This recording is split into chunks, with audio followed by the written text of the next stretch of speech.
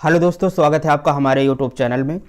BA first semester अर्थशास्त्र का series आगे बढ़ाते हुए आज हम लेकर आए हैं इसका 5वां पार्ट और ये हमारा 5वां चैप्टर भी है, जिसका टॉपिक है मांग की अवधारणा, कॉन्सेप्ट ऑफ डिमांड। आज हम इसके विषय में बात करने वाले हैं। तो सबसे पहले हम ये देखते हैं कि मांग की अवधारणा क्या है। अर्थशास्त्र में मांग को एक धुरी की संज्ञा दी गई है। जिस प्रकार एक पहिया होता है और उसके बीच में एक धुरी होता है, बगैर धुरी के पहिए का कोई अस्तित्व नहीं होता है। उसी प्रकार अर्थशास्त्र में भी जो मांग है, जो डिमांड है, इसको भी एक धुरी की संज्ञा दी गई है। जैसे धुरी के चारों ओर जो पहिए की परिधि है चक्कर लगाता है, उसी प्रकार मांग के भी चारों ओर अर्थशास्त्र की पूरी क्रियाएं चक्कर लगाती हैं। जब मांग ही नहीं होगा तो जो अर्थशास्त्र के घटक हैं, उपभोक्ता, उपभोग, विनिमय, इन सब का हम अध्ययन कैसे करेंगे, बाजार का अध्ययन कैसे करेंगे, या आज बाजार कैसा रहा इसकी बात हम कैसे करेंगे। तो ये सारी चीज़ें मांग पर डिपेंड हैं। जब हम मांग की अवधारणा को सही तरीके से समझते हैं तभी हम बाजार के विषय में बात करते हैं, उसके प्रोड्यूसर और कंज्यूमर के विषय में बात कर पाते हैं। उपभोक्ताओं की मांग को ध्यान में रखकर ही उत्पादक उत्पादन की मात्रा तथा किस्म का निर्धारण करते हैं। उत्पादक का लक्ष्य अधिकतम लाभ प्राप्त करना है। जो उत्पादक होता है उसका लक्ष्य होता है कि हम अधिकतम लाभ प्राप्त करें, लेकिन अधिकतम लाभ तभी उसे मिल सकता है जब वो वही चीज़ उत्पादित करे जिसकी बाजार में मांग बहुत ज़्यादा है। जब बाजार में मांग अच्छी रहेगी तो प्रोड्यूसर को भी उसका अच्छा लाभ मिलेगा और उसका पूरा का पूरा सामान की पूर्ति हो जाएगी। अब हम देखते हैं मांग क्या है। मनोवैज्ञानिक ढंग से अगर हम देखें तो मांग को आवश्यकता का पर्यायवाची बताया गया है कि जो आवश्यकताएं हैं बस वही मांग है। तथा दूसरी ओर अगर हम भौतिक दृष्टि से देखें तो भौतिक दृष्टि से किसी वस्तु की उस मात्रा की ओर संकेत किया गया है जो बाजार में किसी निश्चित मूल्य पर बिकने के लिए उपलब्ध होती है। मांग वो है कि मांग भौतिक दृष्टि से किसी वस्तु की उस मात्रा की ओर संकेत किया गया जो बाजार में किसी निश्चित मूल्य पर बिकने के लिए उपलब्ध होती है। वैसे जैसे देखें हम आमतौर पर मांग का तात्पर्य किसी वस्तु की इच्छा से लगाया जाता है, परंतु अर्थशास्त्र में इसका क्षेत्र व्यापक है। अर्थशास्त्र में मांग का तात्पर्य वस्तु के लिए उस इच्छा से है जो वस्तु की इच्छा मात्र से ही मांग का दर्जा नहीं दे सकते। अर्थशास्त्र में मांग का तात्पर्य वस्तु के लिए उस इच्छा से है जिसके पीछे रकम देने की योग्यता भी हो और तत्परता भी हो। कस्टमर वस्तु खरीदने की योग्यता भी रखता हो, उसके पास उतने पैसे भी हों और तत्पर भी हों। किसी वस्तु की इच्छा मात्र से ही उसे हम मांग का दर्जा नहीं दे सकते कि बस इच्छा कर लिया तो हो गया, पैसा देने की बारी आई तो पीछे हट गए, ऐसा नहीं है। केवल इच्छा करने से ही तो हम उसे मांग का दर्जा नहीं दे सकते। इच्छा के साथ साथ हम पैसे भी देने के लिए पूरी तरीके से तैयार हों और वस्तु को पसंद भी करते हों तो उसे हम मांग का दर्जा दे सकते हैं। अब जैसे मान लीजिए कोई व्यक्ति कार खरीदना चाहता है किंतु कीमत चुकाने के लिए उसके पास पर्याप्त धनराशि नहीं है, तो उसकी तो इच्छा है कि कार वो खरीद ले, लेकिन उसके पास पैसे ही नहीं, तो हम इसे मांग के दर्जा नहीं दे सकते, मांग के शब्द में इसे हम नहीं रख सकते।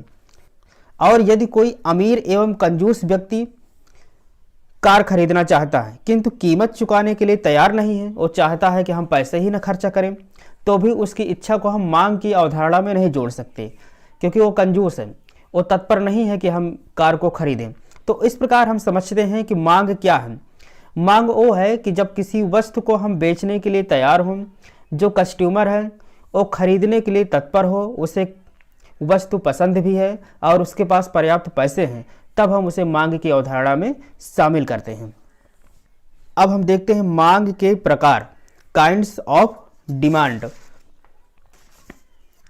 पहला होता है मूल्य मांग, प्राइस डिमांड। मूल्य मांग किसी वस्तु की उस मात्रा को व्यक्त करती है।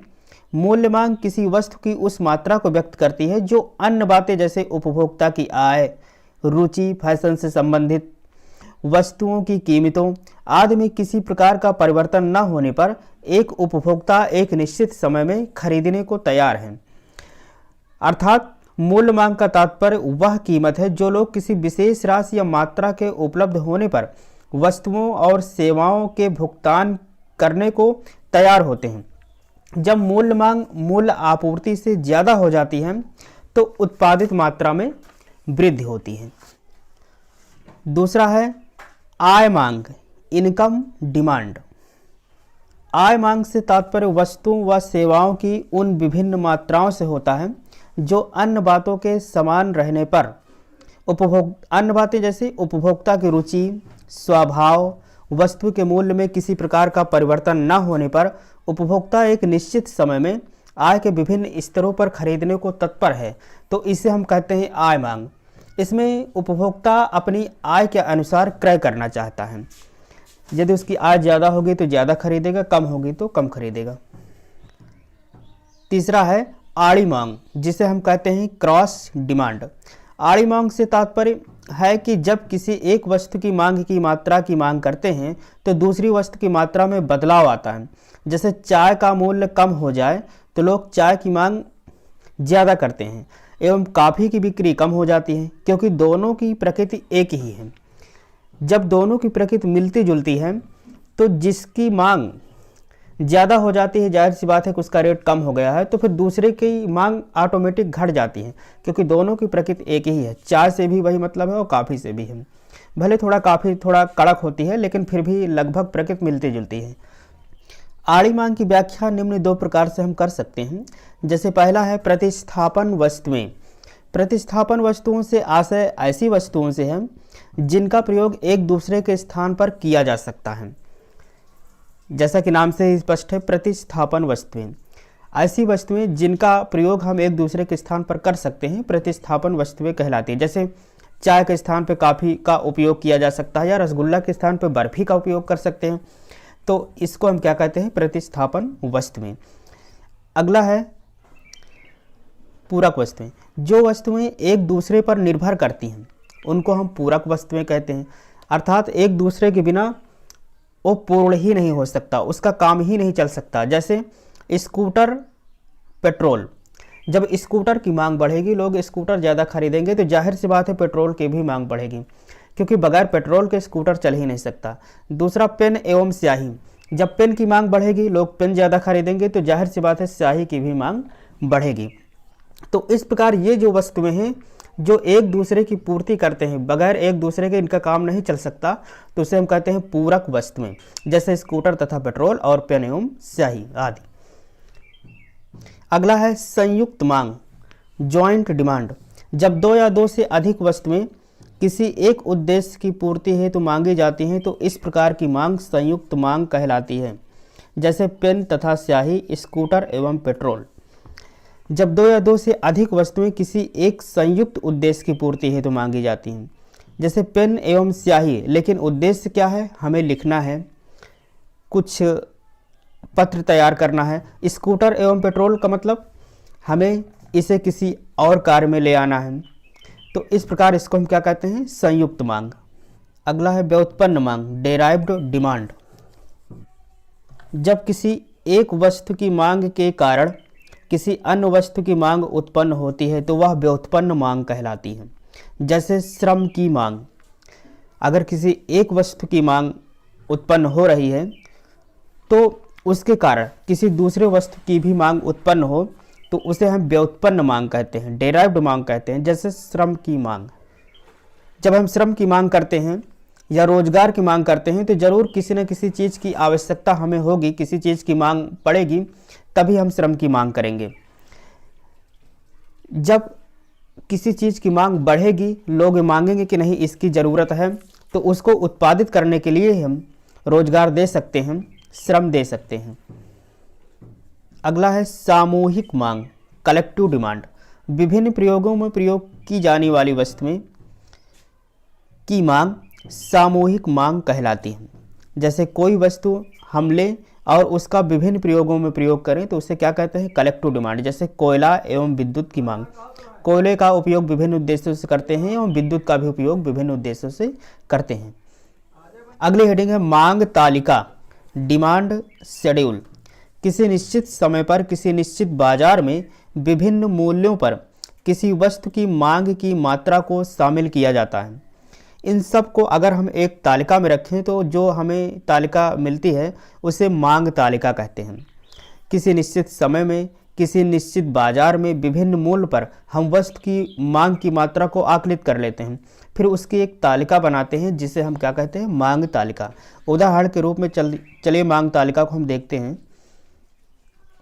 यह है मांग तालिका। इसमें देखिए मूल्य प्रति किलोग्राम लिखा हुआ है और ये चावल की मांग लिखा हुआ है। जैसे मूल्य 11 रुपये प्रति किलो है तो चावल की मांग है 13 किलो। जब 12 रुपये प्रति किलो है तो चावल की मांग घट के 9 हो जाती है। जब 13 रुपये प्रति किलोग्राम हो जाता है तो चावल की मांग घट के 7 किलो हो जाती है। इस प्रकार हम देखते हैं जब मूल्य इसका 17 रुपये प्रति किलो हो जाता है तो चावल की मांग घटकर 2 किलोग्राम हो जाती है। तो जैसे जैसे इसका मूल्य बढ़ता गया वैसे वैसे चावल की जो डिमांड है वो घटती जा रही है। इसी तालिका को हम क्या कहते हैं, मांग तालिका। अब अगली हेडिंग आती है मांग वक्र, डिमांड कर्व। बाजार मांग तालिका के आधार पर, जो हमने बाजार मांग तालिका इससे पहले देखा है, उसी के आधार पर अगर हम एक वक्र खींचें तो जो वक्र हमको प्राप्त होता है उसे क्या कहते हैं, मांग वक्र। जैसे ये देखिए एक्स अक्ष पे हमने मांग को रखा है और वाई अक्ष पे हमने वस्तु की कीमत को रखी है। तो देखते हैं जैसे जैसे वस्तु की कीमत बढ़ती जाती है वैसे वैसे मांग घटती जाती है।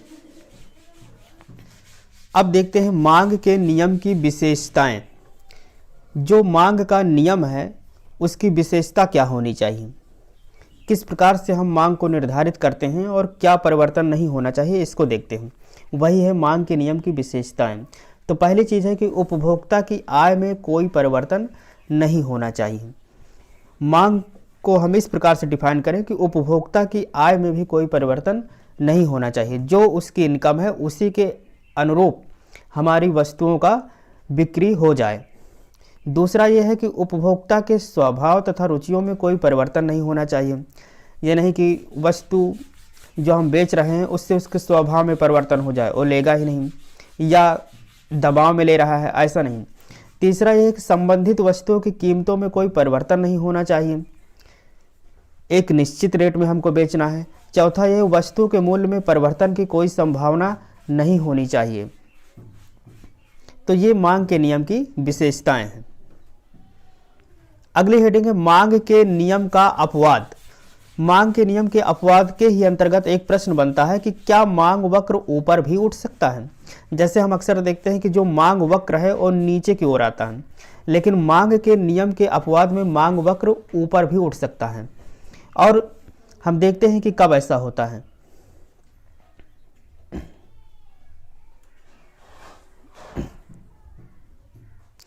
मांग वक्र तब ऊपर उठता है जब कीमत एवं मांग के बीच धनात्मक संबंध पाया जाए। धनात्मक संबंध का मतलब मांग के बढ़ने पर कीमत भी बढ़ जाए या कीमत के बढ़ने पर मांग भी बढ़ जाए। लेकिन ऐसा कब होता है कि कीमत बढ़े तो मांग भी बढ़े, क्योंकि महंगी वस्तु लोग उतना खरीदना पसंद तो करेंगे नहीं। कीमत बढ़ेगी तो मांग को वास्तव में घटना चाहिए, लेकिन यहाँ पर कीमत बढ़ने पर भी मांग बढ़ जाता है।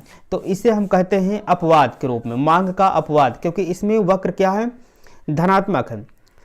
दोनों के बीच धनात्मक संबंध पाया जाता है, कीमत और मांग के बीच। और इसको हम ग्राफ में देखें तो ग्राफ हमें ऐसा दिखाई देता है।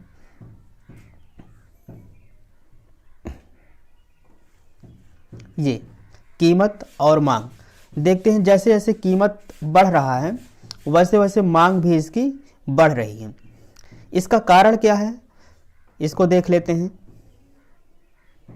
पहला कारण है कीमतों में वृद्धि या कमी की आशा। कीमतों में वृद्धि या कमी की आशा, ये इसका पहला कारण है मांग में अपवाद का। क्योंकि जब हम ये सोचते हैं कि भविष्य में किसी चीज़ की कीमत बढ़ सकती है या बढ़ने की संभावना है, तो हम क्या करते हैं, वस्तु को जल्दी जल्दी खरीद के स्टोर करना चाहते हैं और इससे क्या होती है, वस्तु की मांग बढ़ जाती है। दूसरा कारण है अज्ञानता, इग्नोरेंस।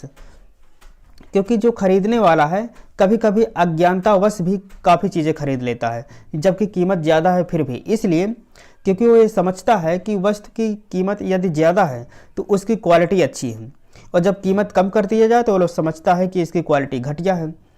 तो इसी वजह से वो अज्ञानतावश ज़्यादा खरीद लेता है।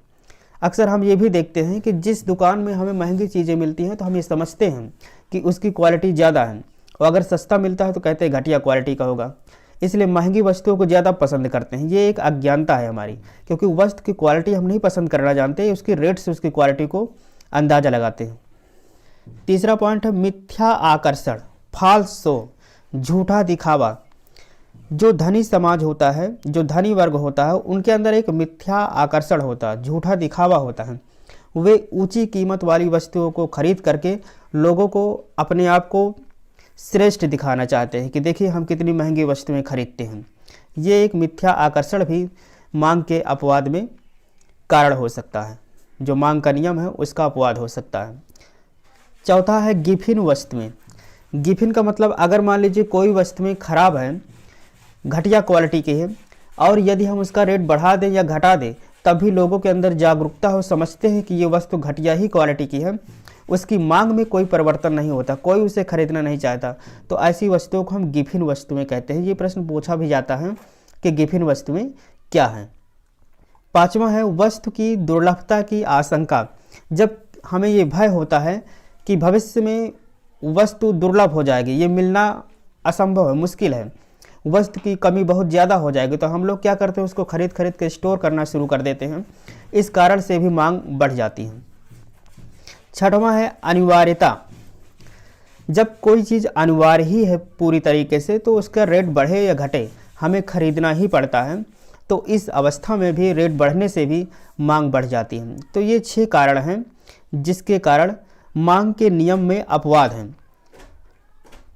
और इसका ग्राफ धनात्मक होता है, ऊपर की ओर उठता है, तो इसे याद रखना बहुत ज़रूरी है और ये प्रश्न पूछा भी जाता है, इम्पॉर्टेंट है। आगे हम देखते हैं मांग के नियम को प्रभावित करने वाले प्रमुख घटक। मांग को प्रभावित करने वाले प्रमुख घटक। तो मांग को प्रभावित करने वाले घटक निम्नलिखित हैं, जैसे पहला प्राकृतिक पर्यावरण, नेचुरल इन्वायरमेंट। प्राकृतिक पर्यावरण जैसे सर्दी, गर्मी, वर्षा काफ़ी हद तक मांग को प्रभावित करती हैं। सर्दी के समय ऊनी कपड़े, गर्मी के समय सूती कपड़े तथा वर्षा के समय जैसे छाता की मांग बढ़ जाती है, और गर्मी के समय में ऊनी कपड़े, सर्दी के समय में सूती कपड़े और अन्य मौसमों में छाता की मांग घट जाती है। तो इस प्रकार हम देखते हैं प्राकृतिक पर्यावरण भी मांग को प्रभावित करती है। दूसरा है फैशन एवं रुचि। जब फैशन व रुचि में परिवर्तन होता है तो मांग प्रभावित होती है। जैसे मान लीजिए कि रेडीमेड कपड़ों का फैशन आ गया तो उनकी मांग में वृद्धि होती है, और जो सिला वाला कपड़ा कोई पसंद ही नहीं करता, तो रेडीमेड कपड़ों का जो फैशन आ गया है तो उसके अनुसार उसकी मांग बढ़ जाती है, और जो पुराना फैशन है उसकी मांग घट जाती है। तो फैशन एवं रुचि भी मांग को प्रभावित करने वाला एक प्रमुख घटक है। तीसरा है आय स्तर, इनकम लेवल। अगर इनकम लेवल अच्छा है, व्यक्तियों के आय का स्तर भी अच्छा है, तो मांग ऑटोमेटिक बढ़ेगा, क्योंकि वो वस्तुएं ज़्यादा खरीदेंगे। तो इस प्रकार नई वस्तुओं के मांग में वृद्धि हो जाती है अगर इनकम लेवल अच्छा है तो। चौथा है बाजार की दशा, मार्केट कंडीशन भी हम लोग देख लेते हैं। जैसे हम ये समझते हैं कि आने वाले समय में मार्केट थोड़ा गड़बड़ होने वाला है, बाजार का मूल्य गिरने वाला है, तो हम लोग वस्तुएं नहीं खरीदते हैं, और ये समझते हैं कि आगे आने वाले समय में बाजार का मूल्य बढ़ जा रहा है, किसी वस्तु का मूल्य बढ़ने की ज़्यादा संभावना है, तो वस्तुओं को ज़्यादा स्टोर करना स्टार्ट कर देते हैं। तो बाजार की स्थिति देखकर भी मांग कम होता है या ज़्यादा होता है, और मांग को प्रभावित करता है बाजार की दशा भी। पाँचवा है ज्ञान में वृद्धि, इंक्रीज इन नॉलेज। जब ज्ञान में वृद्धि होती है तो नए वस्तुओं के बारे में जानकारी होती है, तो इसके फलस्वरूप मांग में भी वृद्धि होती है। अब देखते हैं पूर्ति को प्रभावित करने वाले कारक, फैक्टर्स इन्फ्लुएंसिंग सप्लाई। जो पूर्ति है उसको कौन कौन से कारक प्रभावित करते हैं। तो देखिए पहली चीज़ है पूर्ति को प्रभावित करने वाले तत्व इस प्रकार हैं। जैसे पहला है वस्तु की कीमत। वस्तु की कीमत, जब वस्तु की कीमत ऊंची हो जाती है तो ऊंची कीमत पर वस्तु को बेचना विक्रेताओं के लिए काफ़ी लाभदायक है, क्योंकि उनको अच्छा रेट मिल रहा है, तो पूर्ति वो लोग ज़्यादा करते हैं। और इसी प्रकार इसका उल्टा जब कीमत घट जाती है तो फिर वस्तुएं बेचना नहीं चाहते, उस समय पूर्ति क्या हो जाती है, कम हो जाती है। तो जब इस प्रकार जब कीमत बढ़ेगी तो पूर्ति भी बढ़ेगी, और जब कीमत घटेगी तो पूर्ति भी घटेगी। दूसरा है तकनीकी ज्ञान, टेक्निकल नॉलेज।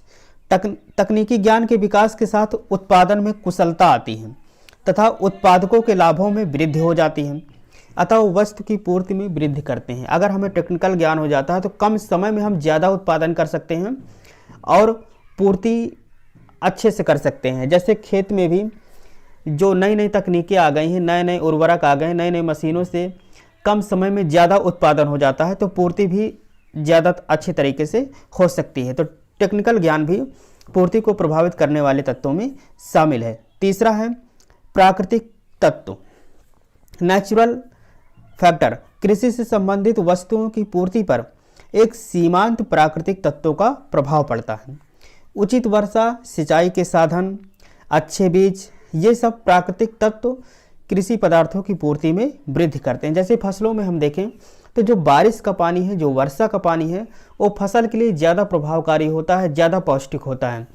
जबकि जो कृत्रिम रूप से पानी की सिंचाई हम करते हैं, समरसेबुल से निकालते हैं, नहरों से निकाल कर उसकी सिंचाई करते हैं, तो वो पानी उतना प्रभावकारी नहीं होता है जितना वर्षा का जल उसके लिए प्रभावकारी होता है। इसी प्रकार बीज में देखते हैं तो नेचुरल रूप से बीज कुछ ज़्यादा पावरफुल होते हैं, कुछ कम पावरफुल होते हैं। तो जो अच्छे बीज होते हैं उनसे फसल का उत्पादन भी अच्छा होता है। तो ये प्राकृतिक तत्व हैं जो पूर्ति को प्रभावित करने में सहायक हैं। चौथा है कर नीति। कर नीति, सरकार की कर नीति भी वस्तुओं की पूर्ति को प्रभावित करती है। यदि सरकार किसी वस्तु पर अधिक टैक्स लगा देती है, ज़्यादा कर लगा देती है, तो वस्तुएं महंगी हो जाती हैं। महंगी होने से क्या होता है कि उसकी मांग कम हो जाती है। जब मांग कम होगी तो पूर्ति भी कम हो जाती है। इसके विपरीत अगर सरकार द्वारा कम कर लगाया जाए, कम टैक्स लगाया जाए, तो उसकी स्थिति में वस्तु की मांग भी बढ़ जाती है। तो कर नीति भी पूर्ति को प्रभावित करता है। अगला है परिवहन व संचार के साधन। वस्तुओं की पूर्ति के लिए, वस्तुओं की सप्लाई के लिए यदि परिवहन व संचार के साधन विकसित हैं, आसानी से मिल जा रहे हैं, तो हम वस्तुओं को शीघ्रता से हर जगह पहुंचा सकते हैं और पूर्ति में मदद करेगा। और इसके विपरीत मान लीजिए साधन विकसित नहीं है, साधन मौजूद नहीं है, तो वस्तुओं की पूर्ति भी कम होगी।